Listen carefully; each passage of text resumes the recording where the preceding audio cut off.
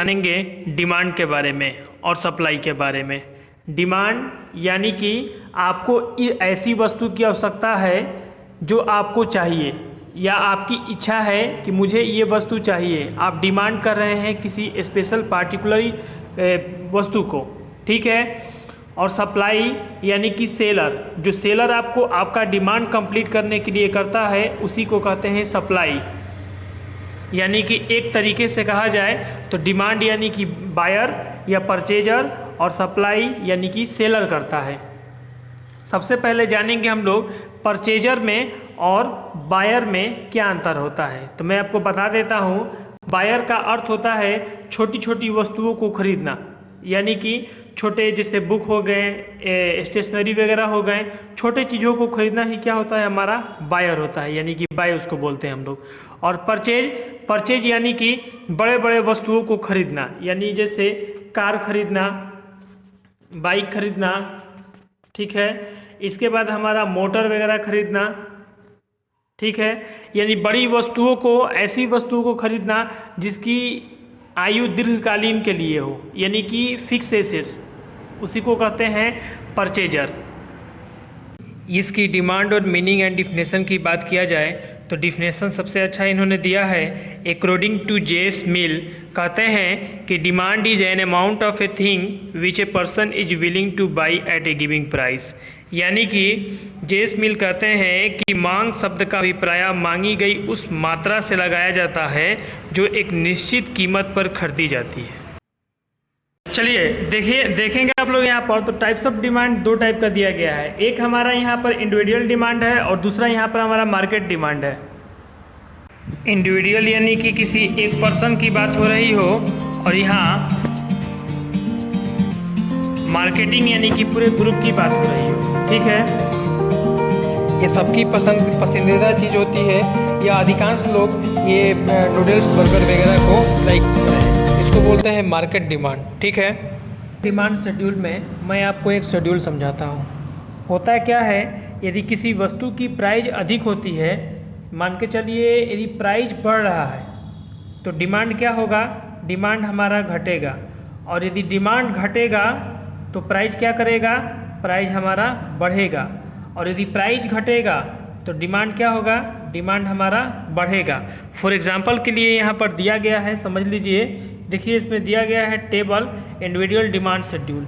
इसमें क्या है, ये हमारा प्राइस का बॉक्स है और ये हमारा क्या है, क्वांटिटी डिमांड बाई कस्टमर का है। यहाँ पर देखिए जब प्राइस हमारा 10 रुपया था तो डिमांड कितना है, 1 है। प्राइस घट के 8 रुपया हुआ तो डिमांड यहाँ 3 बढ़ गए। 6 हुआ प्राइस तो डिमांड 4 हो गए। यहाँ 8 डिमांड है तो देखिए प्राइस कितना है, 2 रुपया है। यानी कि सर कहने का मतलब ये है कि जब ये प्राइस इंक्रीज करेगा तो डिमांड क्या करेगा, डिमांड हमारा डिक्रीज करेगा। और जब डिमांड हमारा इंक्रीज करेगा तो प्राइस हमारा क्या करेगा, यहाँ पर डिक्रीज करेगा। ये इंडिविजुअल डिमांड में और मार्केटिंग डिमांड, ये दोनों शेड्यूल में ये सेम फार्मूला लागू होते हैं। देखिए यहाँ पर भी यही हुआ है, इसमें मार्केट डिमांड शेड्यूल में यहाँ भी क्या बताया जा रहा है कि जब प्राइस हमारा बढ़ रहा है तो डिमांड, देखिए डिमांड हमारा क्या हो रहा है, डिमांड हमारा घट रहा है। और जब प्राइस हमारा घट रहा है तो डिमांड क्या कर रहा है, डिमांड बढ़ रहा है। यहाँ देखिए 20, 16, 12 और 10 यानी कि प्राइस क्या हो रहा है, घटते क्रम में है। तो डिमांड हमारा क्या होगा, डिमांड हमारा बढ़ते क्रम में जाएगा। देखिए यहाँ पर देखिएगा आप लोग, 20 है जब इसका प्राइस तो ये 3 बिक रहा था। जब 16 इसका प्राइस हुआ तो 4 बिकने लगा। और जब 12 इसका प्राइस हुआ तो 5, और 10 जब इसका प्राइस हुआ तो ये 6 बिकने लगे। आ रहा है समझ में। ये ए और बी है। जिस तरह इंडिविजुअल डिमांड में किसी एक पर्सन का कैलकुलेशन निकालते हैं हम लोग, उसका फिगर शेड्यूल निकालते हैं, उसी तरह डिमांड वाले में मार्केट शेड्यूल में क्या करते हैं हम लोग, मार्केट डिमांड वगैरह में हम लोग 2, 3, 4 ऐसे बंदे को क्या करते हैं, निकालते हैं इसमें। अब हमारा क्वेश्चन जो स्टार्ट होता है वो कहा जा रहा है 9 नंबर क्वेश्चन में कि how many types of good and define it. कितने प्रकार के गुड्स होते हैं, इसके बारे में मैं पहले आप लोगों को जानकारी दे देना चाहता हूँ। क्योंकि होता क्या है कि आपका ईपीएस का सब्जेक्ट हो या इकोनॉमिक्स का सब्जेक्ट हो, उसमें आपको ये फुल्ली नॉलेज होना चाहिए कि गुड्स कितने टाइप के होते हैं। तो सबसे पहले जो इसमें गुड दिखाया जा रहा है वो बोला जा रहा है सब्स्टिट्यूट गुड्स, यानी कि स्थान पत्र, ठीक है ना, सूचनाएं। इसको कहते हैं सब्स्टिट्यूट गुड्स आर देज goods which can be use in place of each other, यानी कि एक जगह है, मतलब कि कोई ऐसा गुड्स, ऐसा वस्तु जो ना भी हो तो दूसरा वस्तु उसकी कमी को पूरा कर दे, उसी को कहते हैं क्या हम लोग, सब्स्टिट्यूट गुड। ठीक है, देखिए इसमें आपको दिखाया भी गया है, नीचे में देखिएगा तो टी और कॉफ़ी, यानी कि चाय नहीं भी रहेगा तो कॉफ़ी उसकी ज़रूरत को पूरा कर सकता है। ठीक है, शुगर या गुड़, चीनी हो या गुड़ हो, वो आपको कर सकता है। पेप्सी हो या हमारा कोको कोला हो, इसी तरह हमारा कोलगेट हो या हमारा पेप्सोडेंट हो, है ना। कोलगेट नहीं रहता है तो क्या हम ब्रश नहीं करते हैं? करते हैं सर, पेप्सोडेंट से कर सकते हैं, और भी बहुत सारे आते हैं उसमें।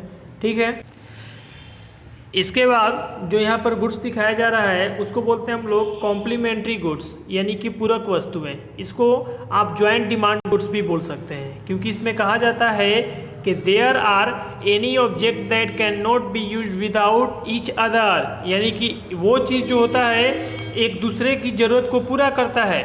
ऐसा गुड जो एक ना हो तो वो दूसरा वस्तु चल ही नहीं सकता। जैसे कार और फ्यूल, क्या फ्यूल ना हो तो कार चल सकता है, और कार बाइक मोटरसाइकिल ये सब ना हो तो फ्यूल का क्या महत्व। उसी तरह हमारा पेन और इंक है, इंक है तो पेन भी होना चाहिए, और पेन है तो इंक भी होना चाहिए। यदि दोनों में से एक वस्तु ना हो तो फिर प्रॉब्लम होने लगते हैं। इंक आपका पेन का ख़त्म हो जाएगा तो फिर सर प्रॉब्लम। उसी को बोलते हैं हम लोग कॉम्प्लीमेंट्री गुड्स, यानी कि पूरक, उसकी ज़रूरत को पूरा करें। इसके बाद देखिएगा तो यहाँ पर दिखाया गया आपको नॉर्मल गुड्स। ठीक है, नॉर्मल यानी कि सामान्य गुड, जिसको बोलते हैं हम लोग normal goods are those goods those demand increase when one's income arise. ठीक है ना, राइजेस, यानी कि वॉल और वेट। ठीक है, यानी कि हमारा, समझ रहे हैं आप लोग। इसके बाद हमारा क्लोथिंग है, ये सब इसमें आ जाते हैं गुड्स। इसके बाद यहाँ पर देखिएगा तो दिखाया जा रहा है यहाँ पर आपको इन्फेरियर गुड्स, यानी कि घटिया वस्तुएं। घटिया वस्तुएं किसको बोलते हैं? जो नॉन ब्रांडेड होते हैं, यानी कि जिन वस्तुओं का कोई ब्रांड ही नहीं होता है, फुटपाथ पर मिलते हैं, या ऐसे जगह से वो वस्तु आप खरीद कर ला रहे हैं जो पहले से मतलब सर फेमस नहीं है, वो प्लेस ना ही वो उसका बिजनेस फेमस है, यानी कि नॉन ब्रांडेड वस्तुओं को ही क्या बोला जाता है? इन्फेरियर गुड्स बोला जाता है, यानी कि घटिया वस्तुएं।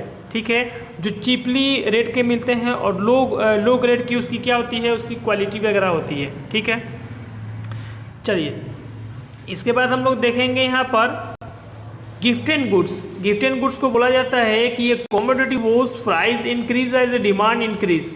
ठीक है, जैसे ब्रेड, बाजरा, ठीक है, ये सब हमारा क्या है? गिफ्टेड है। इसमें बोला गया है कि ऑल गिफ्ट एंड goods are inferior goods but all inferior goods are not gift एंड गुड्स, यानी कि क्या है यहाँ पर? ऑल गिफ्ट एंड जो गुड्स है वो इन्फेरियर गुड्स है, लेकिन सभी इन्फेरियर गुड्स वो गिफ्ट एंड गुड्स हमारा नहीं हो सकता है। ठीक है, इसके बाद देखिए यहाँ पर बताया जा रहा है पब्लिक गुड्स के बारे में।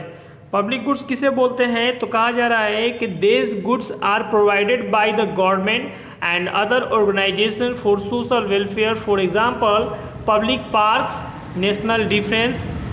ठीक है, स्ट्रीट लाइटिंग, यानी कि कहने का मतलब है कि पब्लिक पार्क वगैरह जो होता है, ये नेशनल डिफेंस होता है हमारा। ठीक है, या घूमने का कोई भी प्लेस वगैरह आप लोग सोच लीजिए, वो क्या होता है? हमारा पब्लिक गुड्स होता है। ठीक है, इसके बाद देखिएगा यहाँ पर सबसे नीचे में बताया जा रहा है कि नेसेसरी गुड्स। नेसेसरी गुड यानी कि necessary goods are those goods that has no effect of income and prices over the goods, यानी कि हमारा साल्ट हो गया, लाइफ सेविंग हो गया, ड्रग्स हो गए, ये सब क्या हो गए? हमारे नेसेसरी गुड्स, यानी कि साल्ट यानी समझ रहे हैं आप लोग, नमक वगैरह, लाइफ सेविंग है, ड्रग यानी कि वो मेडिसिन वगैरह। ठीक है ना, जो काफ़ी इंपॉर्टेंट होते हैं, नेसेसरी अवसाइमेंट वगैरह। ठीक है, इसमें बोला जा रहा है कि सेटरी यानी कि symbol goods are those goods which are purchase because of their, ठीक है ना, प्रैक्टिस और सोशल वैल्यू। सोशल वैल्यू है इसका, यानी कि कोई भी चीज़ का यदि सोशल वैल्यू है, समाज में उस चीज़ का मूल्य है, उसको बोलते हैं हम लोग क्या? लग्जरी गुड बोलते हैं। ओके।